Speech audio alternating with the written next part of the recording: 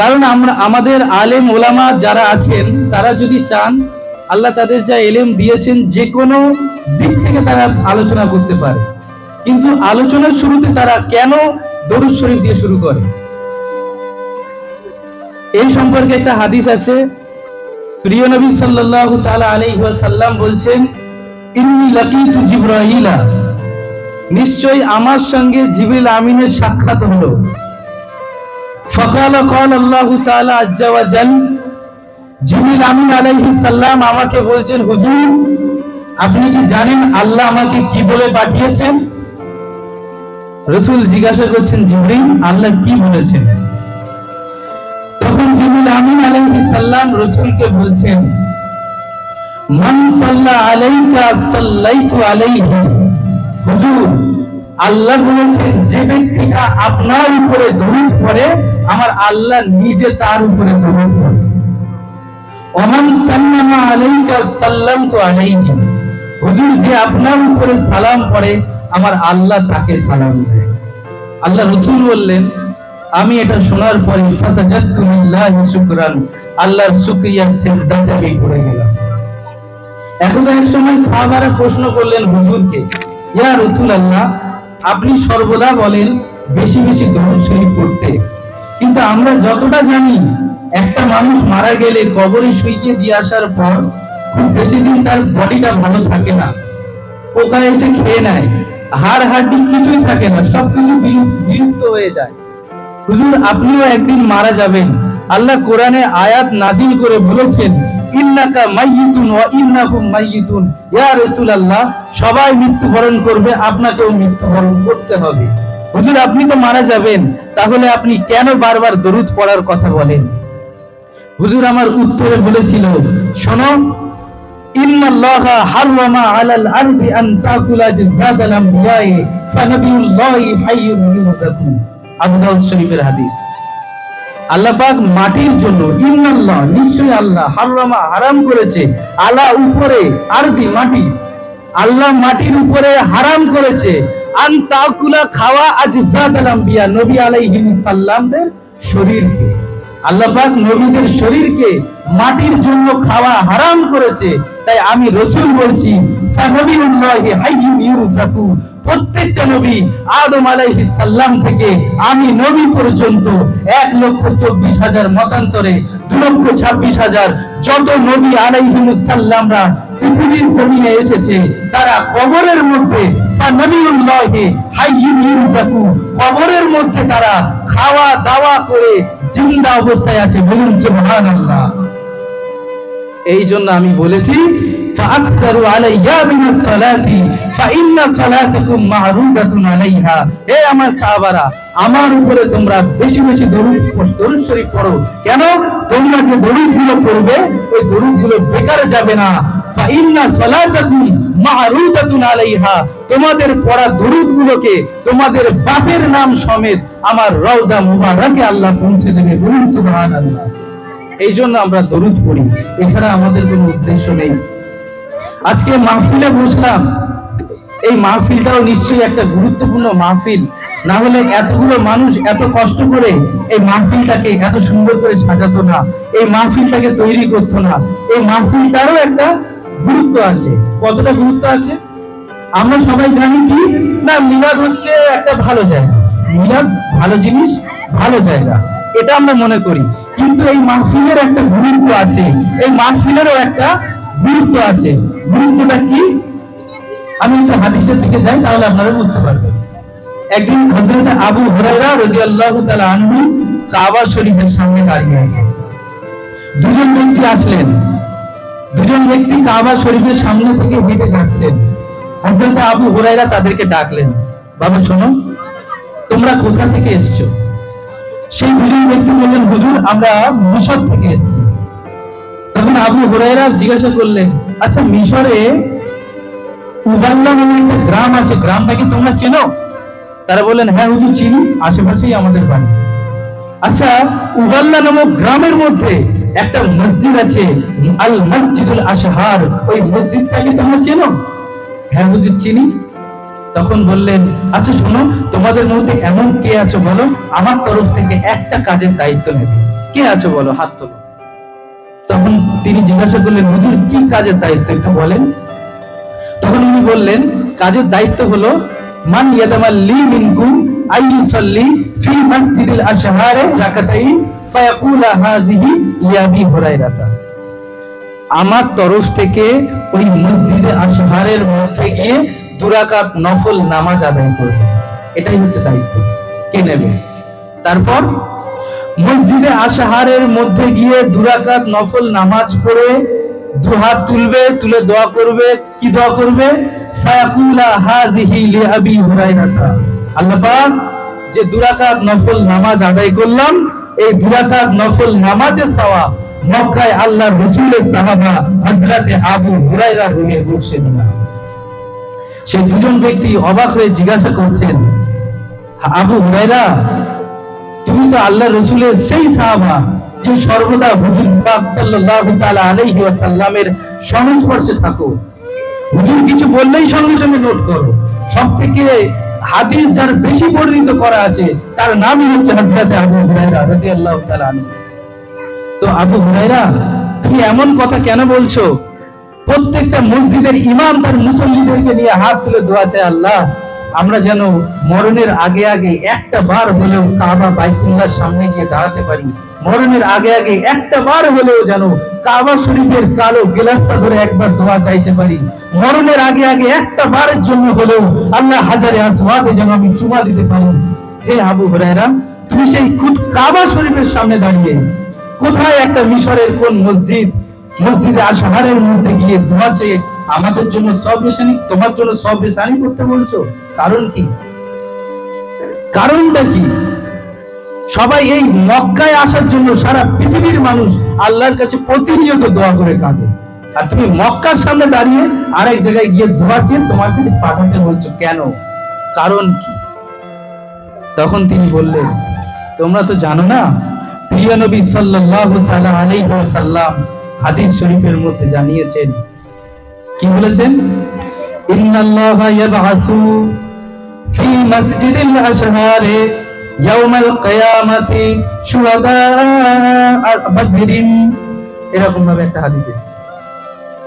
আমি আল্লাহর রাসূলকে বলতে শুনেছি, কাল কিয়ামতের দিনে ইন্নাল্লাহা ইয়াবআসু, নিশ্চয় আল্লাহ কাল কিয়ামতের দিনে ফি মসজিদিল আশহারে,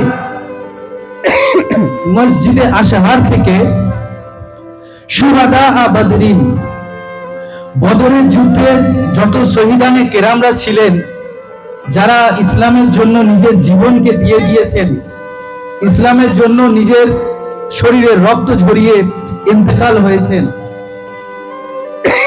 সেই বদরের যুদ্ধের শহীদানে কেরাম যারা আছেন তাদেরকে আল্লাহ পাক ওই মসজিদে আশহার থেকে উঠাবেন।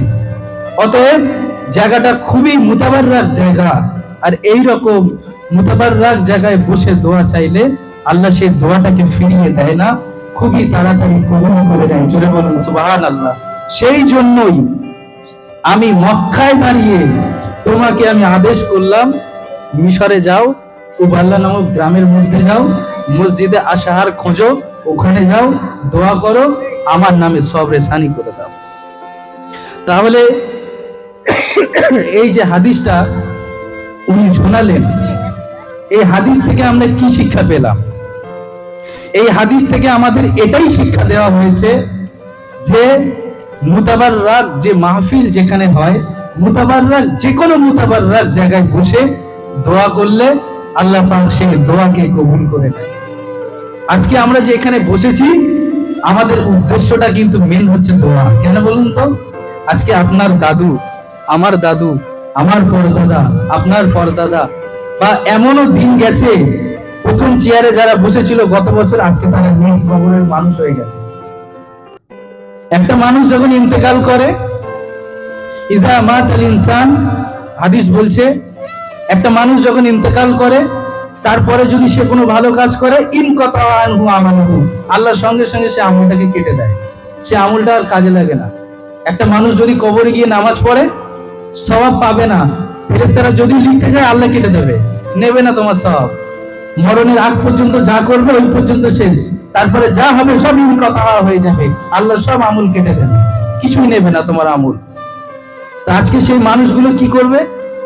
ইয়ান্তাজিরু দাওয়াতান, তারা কবরে যখন আমল করে আর আমলগুলো আল্লাহ কেটে দেয়, তারা যখন আযাব ভোগ করে তখনই নিরুপায় হয়ে দুনিয়ার জমিনের দিকে তাকিয়ে থাকে, বসে থাকে, কখন কে আমার জন্য একটু দোয়া করবে। আজকে কিন্তু তাদের জন্যই এই মাহফিলটা। আপনি এখানে বসে বিরাট কিছু শিখে যাবেন না একদিনে।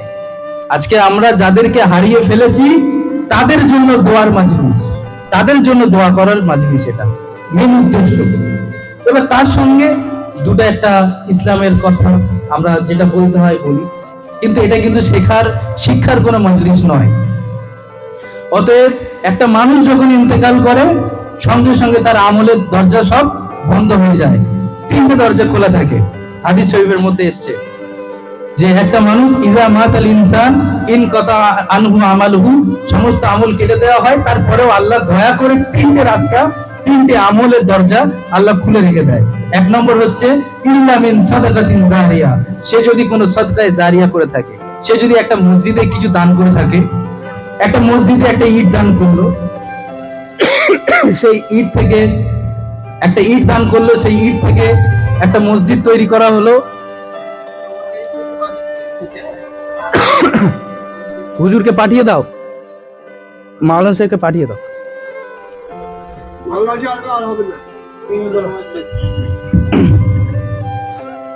যাই হোক, আমাদের হুজুর কেবলা তিনি চলে এসেছেন, কামালগাছিতে আছেন, উনি বললেন তো উনি খুব তাড়াতাড়ি চলে আসবেন। যারা আশেপাশে ঘোরাফেরা করছেন মাহফিলে চলে আসুন। তিনটে দরজা আল্লাহ পাক খুলে রাখেন। একটা হচ্ছে সাদকায়ে জারিয়া। সাদকায়ে জারিয়াটা কি? সাদকায়ে জারিয়া হচ্ছে ওই আমলটা যে ভালো কাজে ব্যয় করা। আপনি যদি মসজিদে একটা ইট দান করেন, সেই মসজিদের ইট দিয়ে একটা মসজিদ তৈরি করা হলো, আপনি কিছু টাকা দান করলেন মসজিদে, সেই মসজিদ তৈরি করা হলো, সেই মসজিদ থেকে সেই মসজিদে যারা নামাজ পড়বে মুসল্লিরা, সেই নামাজের সাদকায়ে জারিয়া সওয়াব আপনার কবরে পৌঁছে দেওয়া হবে। ঠিক উল্টোটা, আপনি একটা কোনো বাজে জায়গায় কিছু দান করেছেন, সেখানে যদি কোনো গুনাহের কাজ হয়, সেই গুনাহগুলো আপনার কবরে পৌঁছে দেওয়া হবে। দ্বিতীয় নম্বর হচ্ছে আউ ইলমিন, নেক এলেম। যে এলেমটা, মনে করুন আজকে আমি একজন মাওলানা হয়েছি, আমি আপনাকে বোঝালাম আপনি নামাজ পড়ুন, আপনি আমার কথা শুনে নামাজ পড়লেন, বা নামাজ পড়লে আপনার কি উপকার আমি যদি আপনাকে সঠিকভাবে বোঝাতে পারি আমার এলেম দিয়ে, তাহলে আপনি সেই এলেমটাকে যদি ব্যবহার করেন, তাহলে এর কারণেও আমি সওয়াব পাবো। আমি একটা বাচ্চাকে কোরআন শেখালাম, সে বাচ্চাটা যদি কোরআন শরীফটা ঠিকভাবে শেখে, তাজবিদের সাথে শেখে, সে যতদিন কোরআন শরীফ পড়বে, আমি যদি মারা যাই আল্লাহ আমার কবরে তার সাদকায়ে জারিয়া সওয়াবটা পাঠিয়ে দেবে। তৃতীয় নম্বর হলো আও আওলাদুন সালিহা ইয়াদউনা লা, নেক সন্তান। নেক সন্তানের দোয়া আল্লাহ কোনোদিন ফিরিয়ে দেয় না। একটা মা বাপ পৃথিবী থেকে চলে গেছেন, কিন্তু তার জমিনের মধ্যে তার একটা নেক সন্তান রেখে গেছেন। মনে রাখবেন, আপনি ইন্তেকাল করলে কোনো পীর সাহেব এসে দোয়া করে আপনাকে জান্নাতে পাঠাতে পারবে না, যদি আপনি প্রকৃত গুনাহগার হয়ে থাকেন। যে দোয়া করুক আপনার সেই দোয়া কাজে লাগবে না। কোন ভালো আলেমকে আপনি কোটি কোটি টাকা দিয়ে দাওয়াত করে এনে দোয়া করিয়েছেন, আমি জানি না, গ্যারান্টি দিয়ে বলতে পারবো না তার দোয়া কবুল হবে কিনা। তবে হ্যাঁ, আপনার নেক সন্তান যদি একবার হাত তোলে, সেই দোয়া আল্লাহ ফিরিয়ে দেবে না, আল্লাহ কবুল করে নেবে। অতএব আল্লাহ এই তিনটে আমলের দরজা আপনার জন্য খুলে রেখেছেন। তো আমি এতটুকু আপনাদের কাছে অনুরোধ করব, পৃথিবীর জমিনে আমরা কেউ চিরস্থায়ী থাকবো না। আমরা পৃথিবীর জমিন থেকে যাওয়ার আগে অন্তত এই তিনটে যে রাস্তা আল্লাহ খুলে রেখেছেন, এই তিনটে রাস্তা ঠিক করে রেখে দিয়ে যাব, যাতে আমরা ওই পারে গেলে আমাদের সমস্যা না হয়। এখন সিলসিলায়ে ফুরফুরা শরীফ, আমরা সিলসিলায়ে ফুরফুরা শরীফের মতাদর্শের মানুষ।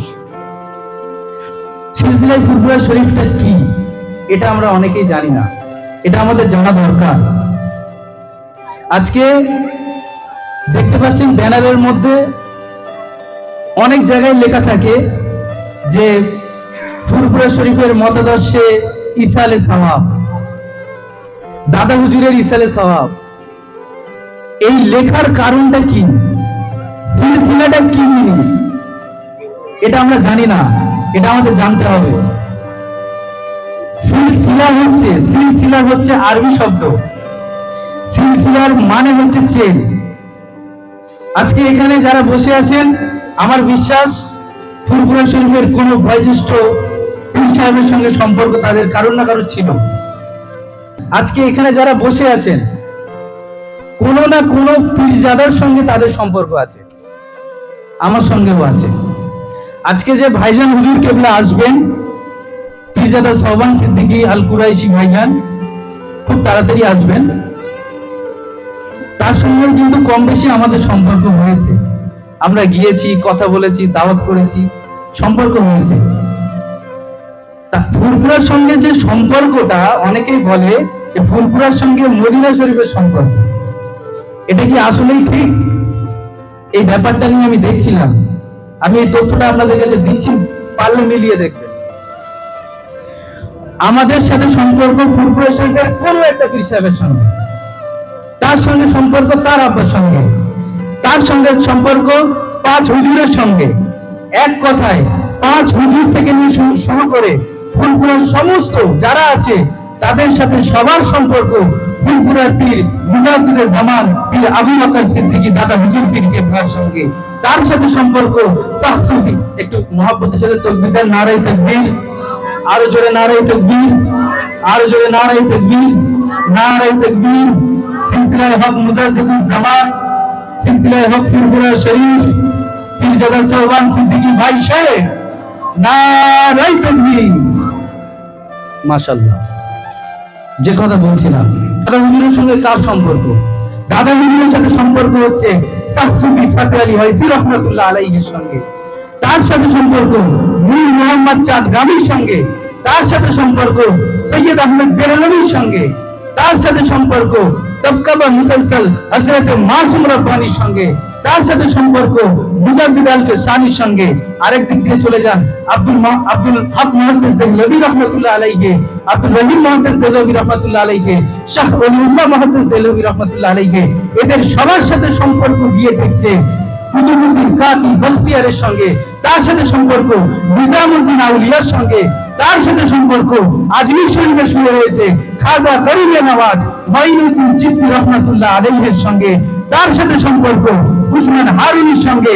আরেকটা তবকা ভাগ হয়ে গেছে, ওটা দিয়ে চলে যান ইব্রাহিম আদম বান্নুরি থেকে বাহাউদ্দিন নকশবন্দি, তাদের সম্পর্ক গিয়ে থাকছে হুজুর হযরত আব্দুল রাজ্জাকের সাথে।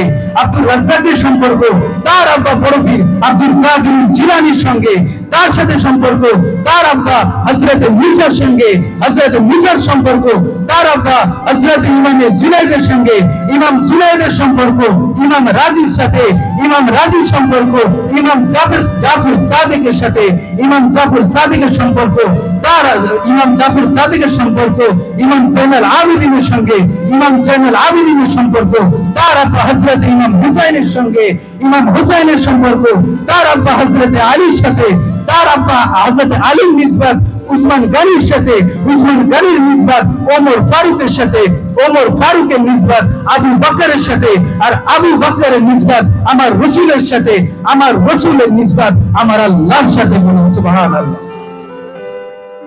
সিলসিলা কোথায় গিয়ে পৌঁছালো বুঝতে পারলেন? আজকে আমরা যে ফুরফুরা সিলসিলা বলি, এই যে লিস্টটা শোনালাম, আমি খুব ভালো করে ঘেঁটে দেখে নিয়েছি, মিলিয়ে নেবেন। 2-3টে তবকা ভাগ হয়ে গিয়ে আমার রাসূলের সঙ্গে ফুরফুরা সম্পর্কটা আমার রাসূল পর্যন্ত গিয়ে পৌঁছে গেছে।